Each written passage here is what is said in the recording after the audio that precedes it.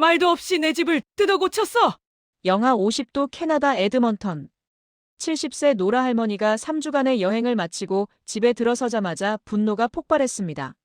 돌아가신 남편과 평생 산 이 집 바닥을 사위가 갈아엎었어요. 하지만 이후 노라는 한국 사위의 손을 꼭 잡고 눈물을 흘렸습니다. 고맙네, 사위. 20년 무릎 통증이 사라진 것도 놀라웠지만 진짜 이유는 따로 있었습니다. 도대체 이 집에서 무슨 일이 벌어진 걸까요? 한국 사위가 몰래 설치한 온돌 기술. 영상 시작 전에 구독과 좋아요 버튼을 눌러주시고 지금 이 이야기를 어디에서 듣고 계신지도 댓글로 알려주세요. 사연 시작합니다. 저는 노라 프레스턴입니다.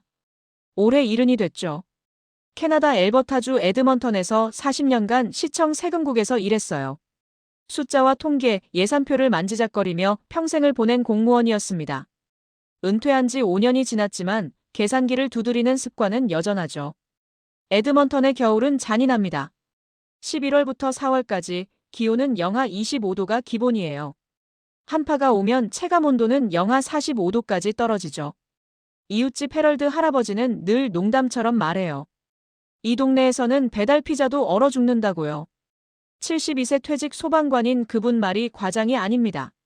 제 집은 1991년에 지어진 2층 목조주택이에요. 남편과 30년을 함께 살았던 곳이죠. 남편이 세상을 떠난 뒤에도 이 집을 지켰습니다. 추억이 너무 많았거든요. 하지만 겨울만 되면 이 집은 냉동고로 변했어요. 라디에이터 난방은 언제나 부족했습니다. 온도 조절기를 23도로 올려도 체감 온도는 17도 정도였죠. 바닥은 늘 얼음장이었습니다. 우리 가족에겐 유전적인 약점이 있었어요. 관절염이죠. 외할머니는 평생 여자들은 무릎이 약하다고 말씀하셨습니다. 60대부터 지팡이에 의지하셨죠. 어머니는 더 심했어요. 10년간 휠체어에 의존하시다 돌아가셨습니다. 저도 20년째 같은 길을 걷고 있었죠. 아침마다 눈을 뜨면 무릎부터 확인했습니다. 오늘은 얼마나 아플까? 침대에서 일어나는 것부터가 전쟁이었어요. 발을 바닥에 내려놓는 순간 차가운 냉기가 발목을 타고 무릎까지 올라왔습니다. 그 순간의 찌릿함은 20년이 지나도 익숙해지지 않았죠. 하루 3번 진통제를 먹었습니다. 아침에 일어날 때, 점심 후 산책 전에, 그리고 잠들기 전에요. 약 없이는 계단도 내려갈 수 없었죠. 주치의 메이슨 스미스 박사는 진료 때마다 제 무릎을 만져보며 같은 말을 했습니다. 노라, 당신은 다른 사람들보다 더 따뜻한 집에서 지내야 해요. 어머니 병력 아시잖아요. 하지만 저는 늘 피했죠. 살면 얼마나 더 산다고 집을 바꾸냐고요. 난방비는 또 다른 고통이었습니다. 겨울 5개월간 월 평균 $430, 연간 $2,000가 넘었죠. 연금 생활자에게는 큰 부담이었어요. 고지서가 올 때마다 계산기부터 눌렀습니다. 숫자를 보면 한숨이 나왔죠. 하지만 온도를 낮출 수는 없었어요. 이미 떨고 있었으니까요. 이웃 캐롤리는 30년 된 친구입니다. 65세인 그녀는 놀러 올 때마다 전기 담요를 들고 왔어요. 우리는 담요를 무릎에 덮고 커피를 마셨죠. 캐롤리는 늘 말했습니다. 노라, 이 집은 너무 추워. 따뜻한 아파트로 옮겨. 하지만 저는 고개를 저었어요. 여기서 남편과 30년을 살았는데 어떻게 떠나겠냐고요. 정원 모임 친구들도 같은 말을 했습니다. 밀리, 도나, 파멜라. 모두 60대 후반에서 70대 초반인 그들은 매주 한 번씩 모여 꽃과 채소 이야기를 나눴죠. 하지만 겨울이면 화제는 늘 난방이었어요. 노라집이 제일 춥다는 건 모두가 아는 사실이었습니다. 교회 친목 모임에서도 마찬가지였어요. 앤디와 로즈마리는 걱정 어린 눈으로 저를 바라봤습니다. 로즈마리는 약 너무 많이 먹지 말라고 했죠. 하지만 약 없이는 버틸 수가 없었어요. 외동딸 리사는 제 모습을 볼 때마다 마음 아파했습니다. 리사의 한국 이름은 이수라예요. 38세인 딸은 한국인 남편 김민호와 결혼했죠. 민호는 42세, 캐나다에서 빌딩 설비 엔지니어로 일하고 있었습니다. 리사는 종종 말했어요. 엄마, 계단 내려갈 때 난간 잡으면 손이 하얘지잖아. 그 말이 맞았습니다. 차가운 난간을 꽉 쥐고 한 계단씩 내려갈 때마다 손가락 마디가 하얗게 질렸죠. 하지만 저는 늘 같은 대답을 했어요. 여기 추억이 얼만데. 사위 민호는 조용한 사람이었습니다. 말수가 적었지만 행동으로 보여주는 타입이었죠. 집에 올 때마다 벽을 만져보고 창틀을 확인하고 라디에이터를 점검했습니다. 눈이 오면 현관 계단에 미끄럼 방지용 모래를 뿌려뒀고 고장난 전구도 알아서 갈았어요. 주말마다 장을 봐와서 식사 준비까지 도왔죠. 동네 젊은 부부 벤과 엘라가 한 번은 물었어요. 추울 때 문틈이 얼어붙던데 괜찮으세요? 민호는 그 말을 듣고 난방 구조를 들여다보며 중얼거렸습니다. 이 집 난방 효율이 정말 떨어지네요. 그때는 그냥 지나가는 말인 줄 알았어요. 어느 토요일이었습니다. 민호가 줄자와 레이저 측정기를 들고 나타났어요. 바닥 두께를 재고 벽을 두드려보고 창문 틈새를 확인했죠. 정원 모임 친구 도나가 지나가다 물었습니다. 뭐 하는 거야? 민호는 대답했어요. 장모님, 집이 너무 춥습니다. 구조 자체를 봐야 할 것 같아요. 저는 가볍게 생각했습니다. 배관 청소나 라디에이터 교체 정도겠거니 했죠. 오래된 집이니 손볼 데가 있을 거라고요. 그래서 허락했어요. 알았다. 필요하면 해라. 하지만 민호의 눈빛이 평소와 달랐습니다. 뭔가 더 큰 그림을 그리고 있다는 느낌이었죠. 헤럴드가 지나가다 농담을 던졌어요. 대공사하게 생겼네. 민호는 슬며시 웃으며 대답했습니다. 조금만 고치면 될 줄 알았는데 구조가 생각보다 오래돼서요. 며칠 뒤 민호가 저를 찾아왔습니다. 거실 소파에 앉아 진지한 표정으로 말했죠. 어머니, 제대로 고치려면 3주간은 집을 비워야 합니다. 저는 깜짝 놀랐어요. 3주라니. 배관 좀 손보는데 왜 3주나 걸리냐고 물었죠. 민호는 차분하게 설명했습니다. 단열층과 방습층 상태가 심각하다고요. 부분 수리로는 안 되고 전체적으로 점검해야 한다고 했어요. 그 말을 듣자 불안감이 밀려왔습니다. 바로 캐롤린에게 전화를 걸었죠. 이게 말이 되냐고 하소연했어요. 리사가 끼어들었습니다. 엄마, 민호가 엄마 무릎 걱정해서 그래. 따뜻한 곳에서 좀 쉬다 와. 민호는 샌디에이고로 3주간 여행을 보내겠다고 했어요. 비용은 자기가 부담하겠다고요. 정원 친구 파멜라도 가서 햇빛 좀 쬐고 오라고 했죠. 저는 고민에 빠졌습니다. 30년간 지켜온 집을 3주나 비우라니. 하지만 메이슨 박사의 말이 떠올랐어요. 따뜻한 집에서 지내야 한다는 그 조언이요. 결국 허락했습니다. 단 조건을 달았죠. 제발 큰 공사는 하지 말게나. 출발 전날 동네 수리공 네이선이 집 앞을 지나갔습니다. 50대인 그는 예전부터 라디에이터 수리를 해주던 사람이었죠. 네이선은 트럭에 가득 실린 자재를 보고 말했어요. 이건 배관 수리 수준이 아닌데. 그 말에 불안감이 더 커졌습니다. 출발 아침, 민호가 공항까지 데려다 줬어요. 차 안에서 집 열쇠를 건넸습니다. 창밖으로 스쳐 지나가는 에드먼턴 거리를 바라보며 남편과의 추억들이 떠올랐죠. 처음 이 집에 이사 왔던 날. 정원에 장미를 심던 봄날. 거실에서 함께 크리스마스 트리를 꾸미던 겨울밤. 눈을 감았습니다. 이 집이 엉망이 되진 않겠지. 그 생각만 머릿속을 맴돌았어요. 비행기가 이륙하는 순간까지 마음 한구석은 무거웠습니다. 70년을 살면서 집을 떠나본 적은 많았지만 이렇게 불안한 마음으로 떠나는 건 처음이었죠. 샌디에이고 공항에 내리는 순간 공기부터 달랐습니다. 에드먼턴의 칼바람이 아니었어요. 부드럽고 따뜻한 바람이 얼굴을 감쌌죠. 12월인데도 햇살이 눈부셨습니다. 공항 직원 라모나가 우리를 맞았어요. 20대 초반의 밝은 젊은이였죠. 캐나다에서 왔다고요? 그쪽 겨울 무섭다던데요. 라모나는 눈을 동그랗게 뜨며 말했습니다. 호텔은 바다가 보이는 곳이었어요. 체크인을 마치고 발코니에 섰습니다. 태평양의 푸른 물결이 끝없이 펼쳐졌죠. 리사가 물었어요. 엄마, 무릎 덜 아프지? 저는 놀랐습니다. 정말 덜 아팠거든요. 웬일이냐, 오늘은 덜 쑤신다. 따뜻한 공기가 관절을 풀어주는 것 같았어요. 다음 날 아침 해변 산책로를 걸었습니다. 에드먼턴에서는 상상도 못할 일이었죠. 12월에 반팔을 입고 바닷가를 걷다니요. 조깅하던 젊은 커플이 다가왔어요. 제이크와 미아 30대 초반으로 보였습니다. 미아가 말했죠. 노라, 당신처럼 활기차게 걷는 70대 처음 봐요. 그 칭찬이 기분 좋았습니다. 속으로 살짝 웃었죠. 리사의 고교 동창 사브리나가 합류했어요. 40대인 사브리나는 샌디에이고에 살고 있었죠. 함께 점심을 먹으며 이야기꽃을 피웠습니다. 사브리나가 말했어요.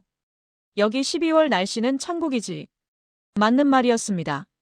에드먼턴의 영하 40도가 거짓말처럼 느껴졌죠. 그날 밤 민호에게서 첫 번째 사진이 도착했습니다. 휴대폰 화면을 열었어요. 거실이었습니다. 하지만 제가 아는 거실이 아니었죠. 마룻바닥이 전부 사라져 있었어요. 맨 콘크리트가 드러나 있었습니다. 심장이 덜컥 내려앉았어요. 사진을 확대해 봤습니다. 이건 너무 심한데. 이걸 왜 뜯었지? 혼잣말이 튀어나왔죠. 리사가 달래듯 말했어요. 민호가 다 알아서 하니까 너무 걱정하지 마. 하지만 잠이 오지 않았습니다. 호텔방에서 발을 주물러가며 뒤척였어요. 30년간 걸어다닌 그 마루가 사라졌다는 사실이 머릿속을 떠나지 않았죠. 둘째 날, 두 번째 사진이 왔습니다. 이번에는 침실과 주방이었어요. 역시 바닥이 전부 뜯겨 있었습니다. 뼈대만 앙상하게 드러난 모습이었죠. 민호의 문자가 함께 왔어요. 단열 상태가 예상보다 더 나빠 전체 점검 중입니다. 저는 참을 수가 없었습니다. 바로 전화를 걸었죠. 이게 배관 점검이야? 목소리가 높아졌어요. 집을 다 벗겨버렸잖아. 민호는 차분하게 대답했습니다. 장모님, 방습층과 단열층이 완전히 망가져 있어요. 그냥 둘 수가 없습니다. 안전하게 하려면 어쩔 수 없어요. 그 말에도 화가 가라앉지 않았어요. 전화를 끊고 나서도 손이 떨렸습니다. 사브리나가 그 얘기를 듣고 솔직하게 말했어요. 이 정도면 거의 재시공 아니야? 그 한마디가 가슴에 꽂혔습니다. 재시공이라니. 배관 좀 손보겠다더니 집 전체를 뜯어버린 거였어요. 셋째 날부터 민호의 연락이 뜸해졌습니다. 사진도 거의 안 왔어요. 문자 하나가 전부였죠. 지금 집중 작업 중이라 사진 찍을 틈이 없습니다. 그 말이 더 불안했어요. 뭘 그렇게 집중해서 하고 있는 건지. 상상만 해도 머리가 아팠습니다. 샌디에이고의 해변은 아름다웠습니다. 야자수 그늘 아래 벤치에 앉아 파도 소리를 들었죠. 하지만 마음은 에드먼턴에 가 있었어요. 산책 중에 갑자기 멈춰섰습니다. 지금 우리 집이 어떤 꼴일까? 중얼거림이 새어나왔죠. 리사가 걱정스러운 눈으로 바라봤어요. 호텔 직원 라모나가 야시장 구경을 권했습니다. 내일 다운타운 야시장 열려요. 가보세요. 하지만 저는 마음이 복잡해서 리사만 다녀오라고 했어요. 방에 혼자 남아 창밖을 바라봤습니다. 태평양의 석양이 붉게 물들었지만 눈에 들어오지 않았죠. 일주일째 되는 날 드디어 민호에게서 사진이 왔습니다. 기초 단계 완료. 문자와 함께 사진을 열었어요. 회색 콘크리트가 매끈하게 깔려 있었습니다. 반질반질하게 다듬어진 바닥이었죠. 새 시멘트를 부은 건가? 아니면 뭔가 이상한 걸 넣은 건가? 분간이 안 됐어요. 사진만 봐서는 뭘 했는지 알 수가 없었습니다. 그 사이 에드먼턴에서는 소문이 퍼지고 있었어요. 민호가 캐나다 친구 그렉과 타일러를 불러 공사를 돕고 있었거든요. 동네 SNS 커뮤니티 관리자 루이스가 게시글을 올렸습니다. 프레스턴 댁에서 공사 크게 한다는데. 댓글이 줄줄이 달렸죠. 뭐 하는 거래? 배관 공사래. 배관 치고는 트럭이 너무 많던데. 제가 없는 사이에 제 집이 동네 화제거리가 되어 있었어요. 2주가 지났습니다. 다시 사진이 왔어요. 이번에는 달랐습니다. 밝은 톤의 나무 마루가 깔려 있었어요. 새 것처럼 깨끗했죠. 햇살이 비치는 거실 사진이었습니다. 겉모습만 보면 리모델링을 한 것 같았어요. 잠시 안도의 한숨이 나왔습니다. 하지만 금방 의심이 고개를 들었죠. 겉만 멀쩡한 거 아냐? 속은 어떻게 된 거지? 샌디에이고에서의 3주는 무릎에는 축복이었습니다. 따뜻한 날씨 덕분에 통증이 많이 줄었어요. 진통제를 먹는 횟수가 절반으로 줄었죠. 해변을 걸을 때도 예전처럼 절뚝거리지 않았습니다. 리사가 놀라며 말했어요. 엄마, 걸음걸이가 달라졌어. 하지만 밤마다 잠을 설쳤습니다. 집 생각 때문이었죠. 눈을 감으면 뜯겨진 마루가 떠올랐어요. 앙상하게 드러난 콘크리트 바닥이 보였죠. 새벽 2시, 3시에 깨어나 천장을 바라보며 뒤척였습니다. 남편과 함께했던 그 집이 어떻게 변해 있을지. 불안과 분노가 뒤섞여 잠을 밀어냈어요. 여행 마지막 날 밤이었습니다. 리사가 제 손을 잡았어요. 엄마 너무 걱정하지 마. 민호는 엄마를 정말 사랑해. 그 말에 눈시울이 뜨거워졌습니다. 사랑하는 건 알아요. 하지만 허락 없이 집을 뜯어버린 건 다른 문제였죠. 발코니에 나가 마지막 밤바람을 맞았습니다. 샌디에이고의 공기는 여전히 따뜻했어요. 멀리 바다 위로 달빛이 부서지고 있었죠. 내일이면 에드먼턴으로 돌아갑니다. 영하 40도의 세계로요. 그리고 3주간 뜯어 고쳐진 제 집으로요. 돌아가면 뭐가 기다리고 있을까? 긴 숨을 내쉬었습니다. 대답은 아무도 해줄 수 없었어요.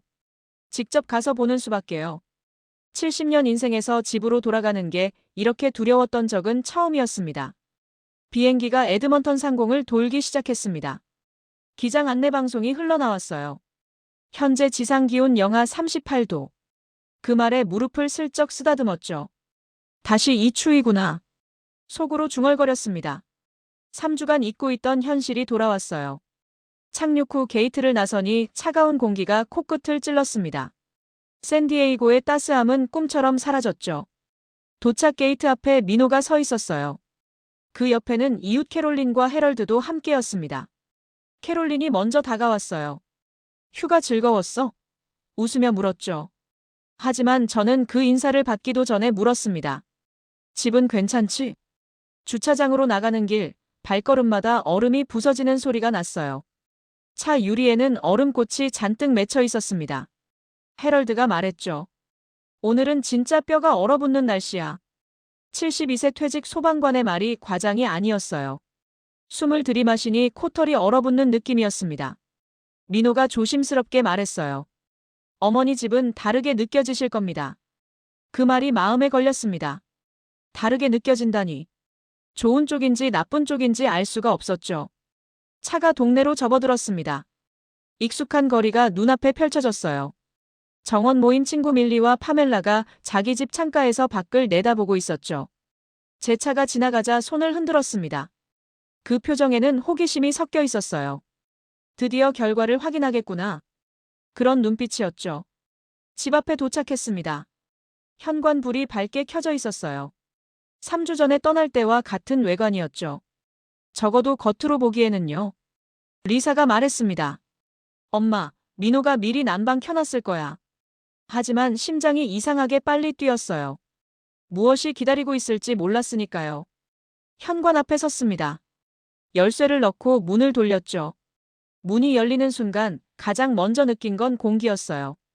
차가운 공기가 아니었습니다. 이상했어요. 영하 38도 밤이면 현관 안쪽까지 매서운 냉기가 파고들어야 정상이었죠. 30년간 이 집에서 겨울을 보냈으니 잘 알고 있었어요. 그런데 오늘은 달랐습니다. 코끝이 따뜻했어요. 묘하게 포근한 공기가 얼굴을 감쌌죠. 두꺼운 부츠를 벗었습니다. 양말만 신은 채 조심스럽게 발을 내려놓았어요. 그 순간이었습니다. 발바닥을 타고 온기가 올라왔어요. 깜짝 놀라 본능적으로 벽을 짚었습니다. 균형을 잃을 뻔했죠. 바닥이 따뜻했어요. 얼음장 같던 그 바닥이요. 30년간 맨발로 디딜 엄두도 못 냈던 그 바닥에서 열이 올라오고 있었습니다. 민호, 바닥이 왜 이래? 얼떨떨한 목소리가 나왔어요. 리사도 신발을 벗고 한 걸음 내디뎠습니다. 엄마, 진짜 뜨끈한데? 리사의 눈이 동그래졌죠. 민호가 거실 쪽을 가리켰습니다. 어머니, 거실로 들어가 보세요. 더 잘 느껴지실 거예요. 저는 복도를 걸었어요. 한 발짝씩 옮길 때마다 발바닥에서 열이 올라왔습니다. 믿을 수가 없었죠. 이 집 복도가 이렇게 따뜻했던 적이 있던가요? 거실에 들어섰습니다. 새로 깔린 마루가 눈에 들어왔어요. 밝은 톤의 나무 바닥이었죠. 사진으로 봤던 그 마루였습니다. 저는 그대로 바닥에 앉았어요. 양손으로 마루를 쓸어봤습니다. 따뜻했어요. 온천 마루처럼 미지근하고 부드럽게 데워져 있었죠. 민호가 무릎을 꿇고 제 눈높이를 맞췄습니다. 어머니, 이건 한국식 바닥난방입니다. 한국에서는 온돌이라고 부르는 시스템이에요. 그 말에 순간 얼굴에 피가 쏠렸어요. 온 뭐라고? 목소리가 높아졌습니다. 내가 부탁한 건 배관 좀 손보고 틈새 좀 막는 거였지. 집 전체 바닥을 갈아엎으라고 한 적은 없다. 분노가 치밀어 올랐죠.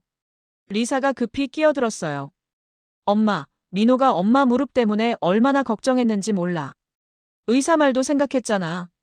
따뜻한 집에서 지내야 한다고. 하지만 그 말이 귀에 들어오지 않았습니다. 라디에이터를 바라봤어요. 불이 들어와 있었습니다. 하지만 공기 온도보다 바닥 온기가 훨씬 강하게 느껴졌죠. 그게 더 화를 부추겼어요. 좋은 의도를 가졌다고 해서 남의 집을 마음대로 뜯어 고쳐도 되는 거냐? 목소리가 떨렸습니다. 민호는 길게 숨을 들이마셨어요. 그리고 말했죠. 죄송합니다, 어머니. 하지만 지금 상태로는 이 집에서 더 버티시면 안 된다고 생각했어요. 하루 종일 무릎 통증에 진통제 드시는 거 보는 게 너무 괴로웠어요. 그 말에 할 말을 잃었습니다. 한참 동안 침묵이 흘렀어요. 30년간 이 집에서 남편과 함께 보낸 시간들이 스쳐 지나갔습니다. 그리고 어머니의 모습이 떠올랐죠. 10년간 휠체어에 의존하시다 돌아가신 어머니요. 관절 때문에 방에서 꼼짝 못하시던 그 모습이요. 밖은 영하 38도인데 집 바닥이 따뜻한 게 기분이 이상하네. 낮게 중얼거렸습니다. 리사는 그 말 속에서 뭔가를 감지한 듯 했어요. 완전한 거절이 아니라 작은 틈이 생겼다는 걸요. 그날 밤 저는 딸 집에서 자겠다고 고집을 부렸습니다. 이 집에서 자고 싶지 않았어요. 허락 없이 바꿔버린 이 공간이 낯설었거든요. 현관까지 나가려는데 무릎에 묵직한 찌릿함이 올라왔어요. 3주간 잠잠하던 통증이 다시 인사를 하는 것 같았죠. 리사가 말했습니다. 엄마, 오늘만 여기서 자보고 내일 결정하자. 전기담요도 안 켜도 될 정도로 따뜻하잖아. 저는 잠시 망설였어요. 그리고 마지못해 고개를 끄덕였죠. 침실로 들어갔습니다. 바닥을 밟는 순간 또다시 온기가 올라왔어요. 거실과 마찬가지였죠. 침실 바닥도 따뜻했습니다. 30년간 얼음판이던 이 바닥이요. 그래, 오늘 밤만 시험 삼아 자보자. 내일 다시 따져보지. 마음속으로 결심했어요. 전기담요 스위치를 일부러 끄고 이불을 덮었습니다. 바닥에서 올라오는 온기가 이불 속으로 스며들었죠. 눈을 감았습니다. 이상한 기분이었어요. 분명히 화가 나 있었습니다. 허락 없이 집을 바꿔버린 사위에게요. 하지만 동시에 발끝부터 올라오는 따스함이 온몸을 감싸고 있었죠. 30년 만에 처음 느끼는 감각이었어요. 이 집에서 첫 번째 밤이 시작되고 있었습니다. 새롭게 태어난 이 집에서요. 눈이 떠졌습니다. 이상했어요. 평소 같으면 새벽 5시에서 6시 사이에 무릎 통증 때문에 깨어야 했거든요. 찌릿한 통증이 알람보다 먼저 저를 깨웠죠. 20년간 그랬습니다. 하지만 오늘은 달랐어요. 알람도 울리기 전에 자연스럽게 눈이 떠졌죠. 깨우는 통증이 없었습니다. 오늘은 안 아프네. 혼잣말이 나왔어요. 한동안 이불 속에서 가만히 누워 있었습니다. 다리를 살짝 움직여봤죠. 무릎을 구부렸다 폈어요. 평소 같으면 그 동작 하나에도 뻣뻣함이 느껴졌는데 오늘은 관절이 부드러웠습니다. 조심스럽게 상체를 일으켰어요. 그래, 아프면 아픈 거고 아니면 아닌 거지. 스스로를 다독이며 침대 가장자리에 걸터 앉았습니다. 심호흡을 했죠. 그리고 맨발을 바닥에 내려놓았어요. 부드러운 온기가 발바닥에서 종아리로 올라왔습니다. 예전 같지 않았어요. 얼음장을 밟는 느낌이 아니었죠. 따뜻한 돌 위를 밟는 듯한 촉감이었습니다. 발가락 사이사이로 열이 스며들었어요. 30년간 이 방에서 일어날 때마다 첫 발걸음이 두려웠는데 오늘은 바닥이 저를 반겨주는 것 같았죠. 천천히 일어났습니다. 방 한쪽 끝까지 걸어봤어요. 5걸음. 평소에는 3걸음만 걸어도 아야 소리가 먼저 나왔습니다. 무릎이 뻣뻣하게 굳어 있어서 발을 질질 끌었죠. 하지만 오늘은 달랐어요. 무릎이 딱딱 굳어 있다는 느낌이 거의 없었습니다. 관절이 부드럽게 움직였죠. 거실로 나갔습니다. 소파에 이불을 덮고 누워있는 사람이 보였어요. 민호였습니다. 침실을 저에게 내주고 거실에서 밤을 보낸 거였죠. 불편한 소파에서 웅크리고 자는 사위의 모습을 보며 잠깐 마음이 약해졌어요. 하지만 금방 고개를 저었습니다. 아직 화가 풀린 건 아니니까요. 주방으로 들어갔어요. 커피포트를 올렸습니다. 물이 끓는 동안 맨발로 타일 바닥을 밟아봤죠. 주방 바닥도 따뜻했어요. 이제 주방도 발이 시렵지 않네. 혼잣말이 또 나왔습니다. 30년간 주방에 들어올 때마다 슬리퍼를 꼭 신었는데 오늘은 맨발이 편했어요. 커피를 내리고 거실 창가에 섰습니다. 바깥을 내다봤어요. 눈발이 날리고 있었습니다. 창틀 옆에 달린 온도계를 확인했죠. 영하 35도. 여전히 매서운 겨울이었어요. 하지만 실내 온도계는 21도를 가리키고 있었습니다. 온도 조절기를 봤어요. 19도에 설정되어 있었죠. 예전에는 23도로 올려도 떨었는데 이게 무슨 조화냐? 고개를 갸우뚱하며 온도 조절기를 다시 확인했습니다. 분명히 19도였어요. 그런데 체감은 23도, 아니 그 이상으로 따뜻했죠. 이해가 되지 않았습니다. 그때 민호가 눈을 비비며 일어났어요. 어머니, 잘 주무셨어요? 저는 일부러 퉁명스럽게 대답했습니다. 내 덕에 마음 편히 잤다고 하진 못하지. 하지만 궁금한 건 참을 수 없었어요. 민호, 온도는 19도인데 실내 온도는 왜 21도가 나와? 그리고 왜 이렇게 포근하게 느껴지는 거냐? 민호가 벽에 기대섰습니다. 그리고 설명을 시작했어요. 지금은 공기를 데우는 게 아니라 바닥 자체가 열을 내는 방식이에요. 바닥에서 올라오는 복사열은 같은 온도라도 체감이 3도에서 4도 더 따뜻하게 느껴져요. 복사열. 그 단어가 귀에 걸렸습니다. 시청에서 에너지 정책 자료를 보던 기억이 떠올랐어요. 복사열, 대류열. 그런 용어들이 있었죠. 입안에서 굴려봤습니다. 민호가 태블릿을 꺼냈어요. 화면에 단면도가 떠올랐습니다. 전날 잠깐 보여줬던 그림이었죠. 민호가 손가락으로 하나씩 가리키며 설명했습니다. 맨 아래가 방습층입니다. 습기가 올라오는 걸 막아주죠. 그 위에 약 9cm 두께의 단열재가 깔려 있어요. 열이 아래로 새는 걸 방지합니다. 그 위에는 열저장 특수 콘크리트 층이 있어요. 이 안으로 온수 파이프가 지나가죠. 그리고 맨 위에 마감 마루가 깔립니다. 복잡한 구조였어요. 하지만 민호의 설명은 명확했습니다. 이 콘크리트 층이 한번 따뜻해지면 몇 시간 동안 열을 품고 있어요. 그래서 보일러가 꺼져 있어도 바닥이 금방 식지 않아요. 그 말을 듣고 어젯밤이 떠올랐습니다. 전기담요를 끄고 잤는데도 이불 속이 따뜻했어요. 바닥에서 올라오는 열이 이불까지 데워줬던 거였죠. 그래서 밤새 춥지 않았구나. 속으로 연결이 됐습니다. 하지만 아직 마음속 분노는 가시지 않았어요. 일부러 냉정하게 말했습니다. 이 모든 게 아무리 좋아도 허락 없이 한 건 잘못이야. 시청 규정으로 치면 민원 폭탄 맞았을 거다. 40년간 공무원으로 일하며 규정과 절차를 중시했던 제 성격이 나온 거였죠. 민호는 고개를 숙였습니다. 네, 저도 압니다. 하지만 다시 고개를 들어 제 눈을 바라봤어요. 그래도 제가 아무것도 안 했으면 어머니 겨울은 계속 똑같았을 거예요. 그 말에 할 말을 잃었습니다. 틀린 말이 아니었으니까요. 매년 겨울마다 진통제에 의존하고 전기담요 없이는 잠들지 못하고 난방비 고지서에 한숨 쉬던 제 모습이 떠올랐어요. 그날 난 리사가 집에 왔습니다. 제 표정을 살피더니 물었어요. 엄마, 무릎 어때? 저는 솔직하게 대답했습니다. 오늘 아침은 진통제 안 먹고도 버텼다. 근데 그렇다고 해서 내 남편이 잘한 건 아니야. 리사가 웃었어요. 엄마 말의 50%는 고마움, 50%는 아직 화난 거네. 딸은 저를 너무 잘 알고 있었죠. 오후에 이웃 캐롤린이 들렀습니다. 현관문을 열고 들어서는 순간 캐롤린의 표정이 변했어요. 여기 뭐야? 난방 3개 틀었어? 놀란 목소리였죠. 저는 말했습니다. 들어와 봐. 발로 느껴봐. 캐롤린이 신발을 벗었어요. 양말 신은 발로 거실 바닥을 밟았습니다. 그 순간 캐롤린이 소리를 질렀죠. 와, 이거 뭐야? 발이 뜨거워. 30년 된 친구의 놀라는 모습을 보며 저는 처음으로 다른 사람 입에서 이 변화가 좋은 거라는 말을 들었습니다. 제가 직접 느낀 것과 남이 확인해주는 것은 다르니까요. 캐롤린의 그 한마디가 묘하게 마음에 남았어요. 캐롤린은 거실 바닥 여기저기를 돌아다녔습니다. 마치 처음 보는 세상을 탐험하듯이요. 노라, 이게 대체 뭐야? 어떻게 바닥에서 열이 나와? 연신 물었죠. 저는 민호에게 들은 대로 설명했어요. 한국식 바닥난방이래. 온돌이라고 부른다더라. 캐롤린은 고개를 절레절레 흔들었습니다. 30년 옆집에 살면서 이런 건 처음이야.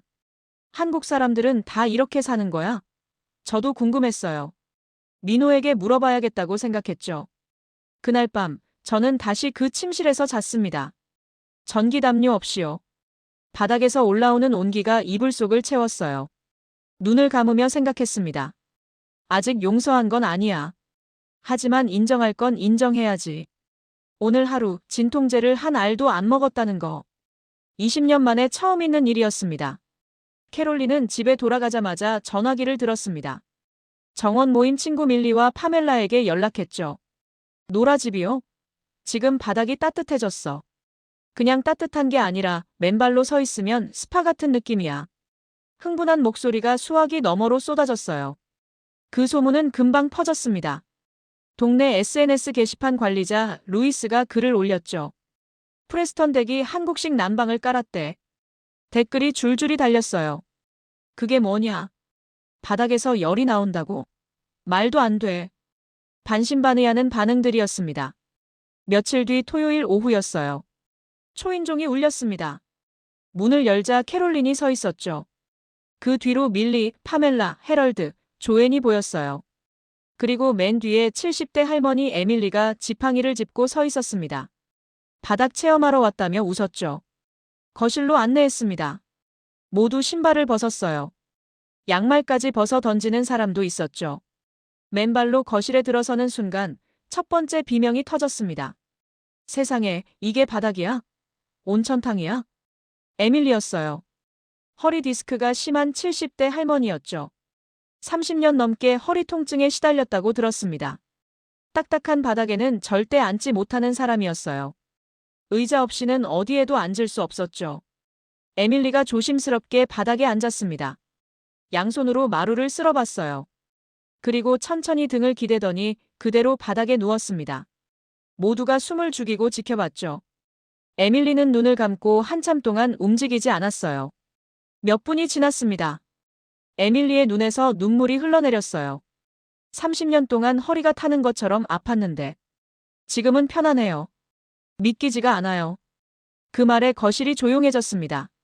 캐롤린이 눈시울을 붉혔고 파멜라는 고개를 돌렸죠. 저도 목이 메었어요. 에밀리의 고통을 알고 있었으니까요.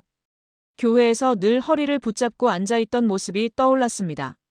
헤럴드가 농담 섞인 목소리로 말했어요. 야, 이러다 동네 사람들이 다 여기서 자겠다고 우기겠네. 하지만 그의 표정은 진지했습니다. 72세 퇴직 소방관의 눈빛이 달라져 있었죠. 노라, 이거 설치비 많이 들었지? 그래도 값어치는 있어 보인다.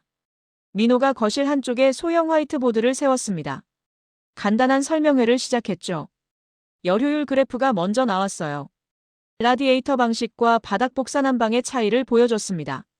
가스 소비량 비교, 바닥 온도와 체감 온도의 관계까지 차근차근 설명했죠. 이웃들은 진지하게 들었습니다.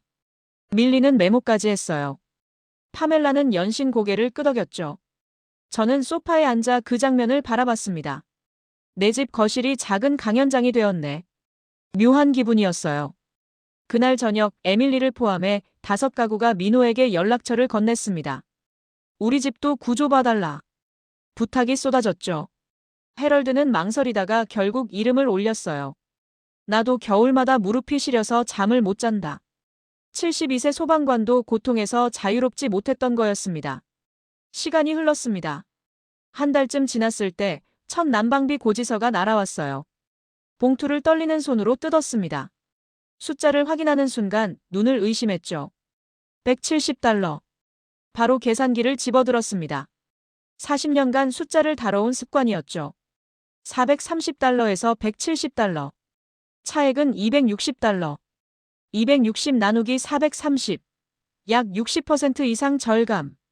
한 달에 $260면 5개월이면 $1,300네. 고지서를 들고 거실로 갔습니다. 민호가 책을 읽고 있었어요. 고지서를 내밀었죠. 이거 틀린 거 아니지? 민호는 금액을 확인하고 고개를 끄덕였습니다. 대략 예상했던 범위예요. 온도를 낮춰도 따뜻하니까 가스를 훨씬 적게 써도 됩니다. 소파에 앉았습니다. 연금 생활자인 내가 한 시즌에 $1,300를 아낀다는 건 그냥 돈 문제가 아니야. 불안이 줄어든다는 뜻이지. 민호는 아무 말 없이 들었어요. 저도 더 이상 말하지 않았죠. 하지만 그 침묵 속에 뭔가가 변하고 있었습니다. 며칠 뒤 관절염 정기검진이 있었어요. 병원에 갔습니다. 주치의 메이슨 스미스 박사가 피검사 결과를 확인하더니 모니터를 돌려 보여줬어요. 지난번에는 염증 수치가 8.7이었는데 이번엔 5.3까지 떨어졌네요. 이 정도면 꽤 큰 변화입니다. 새 약 때문인가요? 물었습니다. 메이슨 박사는 고개를 저었어요. 약 처방은 그대로였어요. 혹시 생활 환경에 큰 변화가 있었나요? 잠시 망설였습니다. 그리고 웃으며 말했죠. 집이 뜨뜻해졌어요, 의사 선생님. 바닥에서 열이 올라오는 시스템이라고 하네요. 한국 사위가 깔아줬어요. 메이슨 박사가 차트를 보며 말했습니다. 발부터 따뜻해지면 혈액순환이 좋아져요. 관절에 가는 피 흐름이 나아지면 염증이 줄 수 있습니다. 계속 이런 환경을 유지하세요. 이건 약보다 더 좋은 치료일지도 모르겠습니다. 병원에서 돌아오는 버스 안에서 창밖을 바라봤습니다. 눈 덮인 에드먼턴 거리가 지나갔죠. 20년 동안 약과 주사만이 답이라고 생각했는데 집 구조가 답일 줄이야. 중얼거림이 새어나왔어요. 옆자리 승객이 이상한 눈으로 쳐다봤지만 신경 쓰지 않았습니다. 집에 도착해서 이 소식을 전했어요. 민호는 안도의 미소를 지으며 말했습니다. 한국에서도 관절 환자들이 뜨거운 바닥방에서 지내면 좋아지는 경우가 많아요. 과학적으로도 의미 있는 결과 같네요, 어머니. 그 말을 듣고 생각했습니다. 한국 사람들은 수천 년 전부터 이걸 알고 있었던 건가? 바닥을 데우면 몸이 낫는다는 걸. 우리는 왜 몰랐을까? 아니, 알려고 하지 않았던 건지도 모르겠어요. 그날 밤 약통을 열어봤습니다. 진통제가 잔뜩 들어있었죠. 한 달 전만 해도 하루 3번 먹던 약이었어요. 지금은 이틀에 한 번, 아니 사흘에 한 번도 안 먹게 됐습니다. 약통 뚜껑을 닫았습니다. 서랍 깊숙이 밀어넣었죠.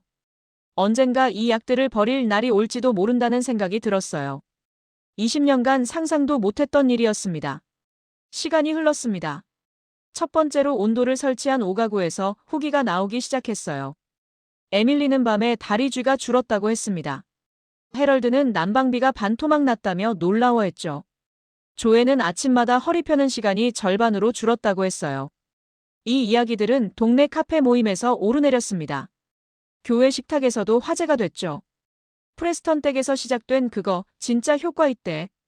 소문은 눈덩이처럼 불어났어요. 동네 SNS 커뮤니티 운영자 루이스가 새 글을 올렸습니다. 에드먼턴 북쪽 블록에 새로운 난방 시스템 등장. 댓글이 쏟아졌죠. 한국인이 도입했다는데? 아시아식 바닥난방이 뭐야? 반응은 뜨거웠습니다.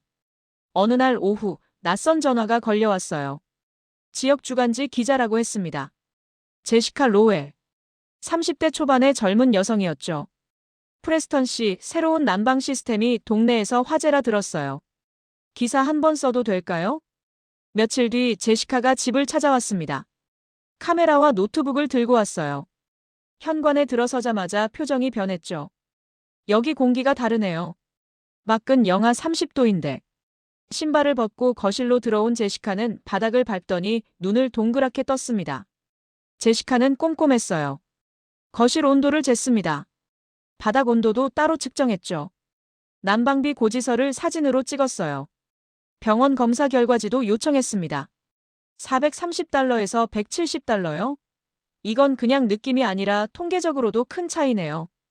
연신 메모했죠. 인터뷰가 시작됐습니다. 제시카가 물었어요. 처음 이 시스템을 설치하게 된 계기가 뭔가요? 솔직하게 말했습니다. 처음엔 사위가 허락도 없이 바닥을 뜯어 고쳐서 정말 화가 났어요. 30년간 살아온 집이 엉망이 되는 줄 알았죠. 근데 한 달 지나고 나니 20년 무릎 통증이 눈에 띄게 줄었어요. 난방비도 60% 넘게 줄었고요. 제시카가 다시 물었습니다. 이게 의학적으로 확인된 건가요? 검사지를 보여줬어요. 예전 염증 수치는 8.7, 최근 수치는 5.3이에요. 의사가 놀라더군요. 제시카는 그 숫자를 꼼꼼히 기록했습니다. 민호 인터뷰도 이어졌어요. 민호는 차분하게 설명했습니다. 처음에는 장모님 한 분 편하게 해드리려고 시작했는데 어르신들 반응을 보니 이건 한 집 문제가 아니라 동네 전체 문제라는 걸 느꼈어요. 민호는 이미 15가구와 시공계약을 마친 상태라고 말했습니다. 제시카는 눈을 빛냈어요. 한겨울에 이렇게 큰 변화를 가져오는 프로젝트는 드문데요. 흥미로운 표정이었죠. 일주일 뒤 동네 주간지가 발행됐습니다. 일면을 펼치는 순간 심장이 멎는 줄 알았어요. 제 사진이 실려 있었습니다. 거실 바닥에 앉아 웃고 있는 모습이었죠. 제목은 이랬습니다. 은퇴 공무원, 한국식 바닥난방으로 겨울을 바꾸다.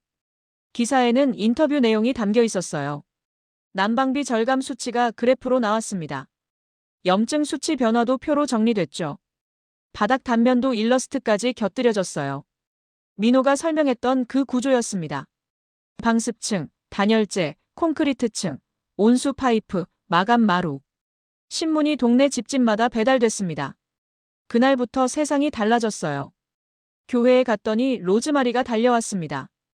이제 우리 교회 스타 되셨네. 웃으며 말했죠. 마트에 갔더니 계산원이 알아봤어요. TV에서 봤어요. 아, TV가 아니라 신문이었는데. 어쨌든 유명해지셨네요. 처음엔 쑥스러웠습니다. 정원 모임에서는 더했어요. 밀리가 신문을 들고 왔습니다. 노라, 여기 내 얼굴이 일면에 나왔어. 파멜라는 신문을 오려서 냉장고에 붙여뒀다고 했죠. 도나는 손녀에게 보여줬다며 자랑했어요. 우리 동네 할머니가 신문에 났다고. 그날 이후 집 전화가 쉴 틈 없이 울렸습니다. 하루에 20통에서 30통. 신문 보고 연락드려요. 발이 너무 시려서 겨울마다 고생인데 우리 집도 가능할까요? 비슷한 문의가 쏟아졌죠. 민호의 휴대폰은 더 심했어요. 상담 요청 문자와 이메일이 폭주했습니다. 2달치 일정이 꽉 찼죠. 민호는 밤늦게까지 답장을 보내느라 눈이 충혈돼 있었어요. 민호가 저녁 식사 자리에서 말했습니다. 이제는 혼자 할 수 있는 규모가 아니네요. 한국에 있는 친구 기술자들에게 연락해 볼게요. 캐나다에서 함께 일할 사람을 찾아야 해요. 큰 결심을 한 표정이었죠. 며칠 뒤 예상치 못한 방문객이 왔습니다. 시청 환경국 공무원 브래드 쇼너. 40대 중반의 남성이었어요. 환경국 팀원 둘과 함께 왔습니다. 신문 기사를 보고 관심을 가졌다고 했죠. 브래드는 난방 전후 가스 사용량 데이터를 요청했습니다. 고지서를 살펴봤어요. 계산기를 두드리며 숫자를 확인했죠. 한참 동안 자료를 들여다보더니 말했습니다. 이 정도면 단순한 개인 사례가 아니라 정책적으로도 검토할 가치가 있습니다. 도시 전체 에너지 소비 줄이는데 큰 역할을 할 수 있겠어요. 시청에서 40년을 일했던 저였습니다. 공무원이 이런 말을 한다는 게 어떤 의미인지 알고 있었죠. 그냥 립서비스가 아니었어요. 진지하게 검토하겠다는 뜻이었습니다. 얼마 지나지 않아 또 연락이 왔어요. 이번에는 CBC 지역 방송국이었습니다. 에드먼턴 북쪽 동네에 한국식 바닥난방이 퍼지고 있다는데 촬영을 해도 좋겠습니까? 촬영 당일 집안이 북적였습니다. 카메라가 4대에서 5대. 음향 스태프, 조명 담당까지 들어왔어요. 거실이 스튜디오가 된 것 같았죠. 리사가 주방에서 커피와 쿠키를 나눠주며 말했습니다. 엄마, 오늘 집이 방송국이야. 리포터가 먼저 저를 인터뷰했어요. 온돌이 노라 씨 삶을 어떻게 바꿨나요? 카메라를 향해 말했습니다. 20년 동안 아침마다 무릎 때문에 울먹였는데요. 설치 후 2주 만에 진통제를 끊었어요. 지금은 계단도 겁나지 않아요. 이어서 민호 인터뷰가 진행됐습니다. 민호는 지도를 펼쳐 보였어요. 에드먼턴, 캘거리, 그리고 향후 확장하고 싶은 도시들을 가리켰죠. 원래는 건물 설비 엔지니어로만 일하려 했는데 장모님 덕분에 제 인생도 방향이 조금 바뀐 것 같습니다. 그 말에 가슴이 뭉클했어요. 처음엔 그렇게 화가 났었는데, 허락 없이 집을 바꿨다고 분노했었는데, 지금은 그 결정이 민호의 인생까지 바꾸고 있었습니다. 촬영이 끝나고 스태프들이 철수했어요. 텅 빈 거실에 혼자 앉았습니다. 발밑에서 여전히 온기가 올라왔죠. 창밖에는 눈이 내리고 있었어요. 영하 35도의 밤이었습니다. 하지만 집안은 따뜻했어요. 그리고 이제 이 따뜻함이 동네를 넘어 도시로, 어쩌면 더 넓은 세상으로 퍼져나가고 있었습니다. 70세의 신문 일면에 실릴 줄은 몰랐어요. TV 촬영을 할 줄도 몰랐죠. 인생은 정말 알 수 없었습니다. CBC 지역 리포트가 방영된 다음 날 아침이었습니다. 민호가 노트북을 열더니 한숨을 내쉬었어요. 메일함에 문의 메일이 200통 넘게 쌓여 있었죠. 전화는 수십 통씩 울렸습니다. 1시간에 10통도 넘었어요. 에드먼턴뿐이 아니었습니다. 온타리오에서 연락이 왔어요. 브리티시 컬럼비아에서도 문의가 들어왔죠. 매니토바, 서스케처원, 캐나다 전역에서 전화가 쏟아졌습니다. 우리 도시에 와서 설명회 한번 해줄 수 있나요? 비슷한 요청이 줄을 이었어요. 민호는 밤잠을 줄여가며 답장을 보냈습니다. 리사가 걱정했죠. 여보, 이러다 쓰러지겠어. 하지만 민호는 멈추지 않았어요. 기다리는 사람들이 있으니까요. 추위에 고통받는 사람들이요. 그 무렵 시청 환경국 브래드팀이 움직이기 시작했습니다. 온도를 포함한 고효율 난방 시스템 지원 방안을 검토하는 내부 보고서를 작성했어요. 엘버타 주정부 에너지국에 올렸죠. 40년간 시청에서 일했던 저였습니다. 이런 보고서가 올라간다는 게 어떤 의미인지 알고 있었어요. 정책이 바뀔 수 있다는 뜻이었죠. 몇 달이 지났습니다. 엘버타 주정부가 에너지 효율 정책을 발표했어요. 온돌식 바닥 난방이 공식 지원 대상에 포함됐습니다. 단독주택이 온돌 시스템을 설치할 경우 최대 4,500달러를 지원받을 수 있다는 내용이었죠. 발표가 나가자 예약이 폭주했습니다. 에드먼턴에서는 이미 25가구가 온돌 설치를 완료한 상태였어요. 신청 대기 중인 가구도 수십 곳이었죠. 전화가 끊이지 않았습니다. 특히 노년층 사이에서 입소문이 났어요. 관절 통증, 허리 디스크, 류머티즘. 이런 질환을 가진 어르신들이 줄을 섰습니다. 이건 약값 줄이는 길이야. 교회에서, 병원 대기실에서, 마트 계산대에서. 그 말이 퍼져나갔죠. 민호는 마침내 결심했습니다. 회사를 세우겠다고요. 이름은 노던 라디언트 플로어. 북쪽의 복사난방이라는 뜻이었죠. 민호가 대표 겸 수석 엔지니어가 됐습니다. 한국에서 온돌 전문 기술자 3명이 캐나다로 건너왔어요. 캐나다 현지 시공팀 10명을 추가로 고용했습니다. 총 13명 규모의 팀이 꾸려졌죠. 작은 회사였지만 시작이었습니다. 공사 현장은 다양했어요. 할머니 혼자 사는 작은 집, 어린아이 둘이 뛰노는 젊은 부부의 집, 80년 된 오래된 주택, 벽난로 하나로 겨울을 버티던 집. 조건이 모두 달랐죠. 민호는 각각에 맞는 설계를 했습니다. 이웃 에밀리가 찾아왔어요. 온도를 설치한 지 한 달쯤 됐을 때였죠. 병원에 다녀왔다며 활짝 웃었습니다. 허리 통증 검사에서 호전된 결과가 나왔대요. 의사가 기적이라고 했다고 했죠. 에밀리는 흥분한 목소리로 말했습니다. 30년 넘게 앉았다 일어날 때마다 비명이 나왔는데 요즘은 그냥 으응 소리 정도야. 그 말에 웃음이 나왔어요.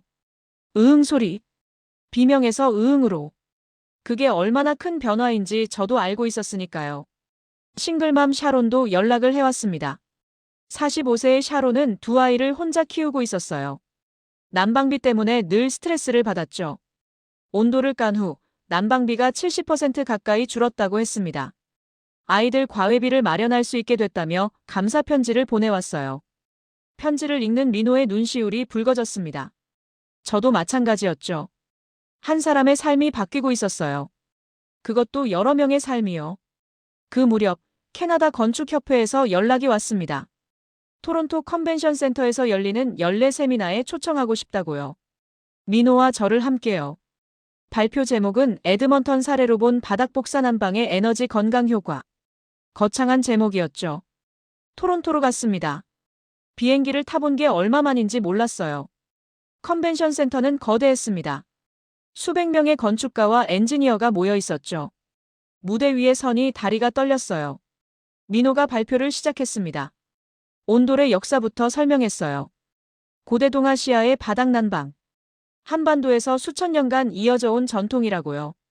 서양의 공기 난방과 동양의 바닥 난방 철학 차이도 말했습니다. 공기를 데우느냐, 바닥을 데우느냐. 그 차이가 체감 온도와 건강에 어떤 영향을 미치는지요. 열효율 그래프가 스크린에 떴습니다. 실제 사례도 보여줬어요. 제 이야기, 에밀리의 이야기, 샤론의 이야기. 숫자와 함께 사람들의 삶이 변한 과정을 설명했죠. 질의응답 시간이 됐습니다. 한 건축가가 손을 들었어요. 이렇게 좋은 기술이 왜 지금까지 캐나다에 본격적으로 들어오지 않았습니까? 민호가 답했습니다. 서양은 공기를 데우는 난방에 익숙했고 바닥을 데운다는 발상 자체가 낯설었습니다. 문화와 습관의 차이 때문에 서로 장점을 모르는 채 살아온 거죠. 또 다른 질문이 나왔어요. 설치비가 2만 달러 가까이 된다고 하셨는데 일반 가정에 너무 큰 부담 아닌가요? 민호는 차분하게 숫자를 제시했습니다. 현재 에드먼턴 평균 단독주택의 겨울 난방비를 기준으로 연간 1,300달러 이상 절감 사례가 많습니다. 7년에서 8년이면 투자금을 회수하고 그 이후부터는 계속 이득이 쌓이는 구조입니다. 게다가 주정부 보조금이 최대 4,500달러까지 지원되기 때문에 초기 부담이 크게 줄어듭니다. 발표가 끝났습니다. 박수가 쏟아졌어요. 30명 넘는 건축가들이 민호에게 다가왔습니다. 명함을 건네며 말했죠. 우리 프로젝트에도 이 시스템을 넣고 싶다. 북부 지역 신축 주택에 이 방식을 적용하고 싶다. 관심이 폭발적이었어요. 그 와중에 CBC가 또 연락을 해왔습니다. 이번에는 60분짜리 다큐멘터리를 제작하겠다고요. 기존 리포트보다 훨씬 확장된 규모였죠. 촬영팀이 에드먼턴으로 왔습니다. 제 집을 찍었어요. 에밀리 집도 갔죠. 샤론 집, 공사 현장, 건축협회 발표 현장까지. 일주일 넘게 촬영이 이어졌습니다. 다큐에서 저는 20년간 먹어온 진통제 병들을 꺼냈어요. 테이블에 쌓아놓았죠. 이게 제 겨울의 역사예요. 그런데 지난 겨울엔 이 약들을 거의 안 건드렸어요. 염증 수치가 그래프로 나왔습니다. 8.7에서 5.3으로 다시 3.9까지 떨어진 결과였죠. 주치의 메이슨 스미스 박사가 인터뷰에 나왔어요. 이건 생활 환경 변화가 몸에 얼마나 큰 영향을 미치는지 보여주는 좋은 사례입니다. 다큐가 캐나다 전역에 방영됐습니다. 반응은 상상 이상이었어요. 북쪽의 유콘에서 연락이 왔습니다. 노스웨스트 준주에서도요. 캐나다 최북단 지역들이었죠. 겨울이 더 길고 더 혹독한 곳들이요. 국경 너머에서도 문의가 들어왔습니다. 미국 미네소타에서요. 위스콘신에서도요. 알래스카에서까지. 북미 전역에서 온돌에 관심을 보이기 시작했어요. 민호가 어느 날 저녁 식사 자리에서 말했습니다. 이제는 국경을 넘을 준비를 해야겠어요. 처음으로 진지하게 그 말을 했죠. 장모님 집 바닥 하나 고치려던 일이 이제는 북미 전체로 퍼져나가려 하고 있었습니다. 에드먼턴 온돌 설치 가구 수는 80가구를 넘겼어요. 작년 이맘때만 해도 상상도 못했던 숫자였죠. 창밖을 바라봤습니다. 눈이 내리고 있었어요. 영하 40도의 밤이었죠. 하지만 발밑에서는 여전히 온기가 올라왔습니다. 그 온기가 이제 더 많은 집으로, 더 많은 도시로, 더 많은 나라로 퍼져나가고 있었어요. 한국에서 온 작은 기술이었습니다. 수천 년 된 전통이었죠. 그게 지금 북미의 겨울을 바꾸고 있었어요. 북미를 바꾼 온돌의 기적 잘 들어보셨나요? 지인들에게 영상을 공유해주세요. 더 감동적인 사연으로 돌아오겠습니다.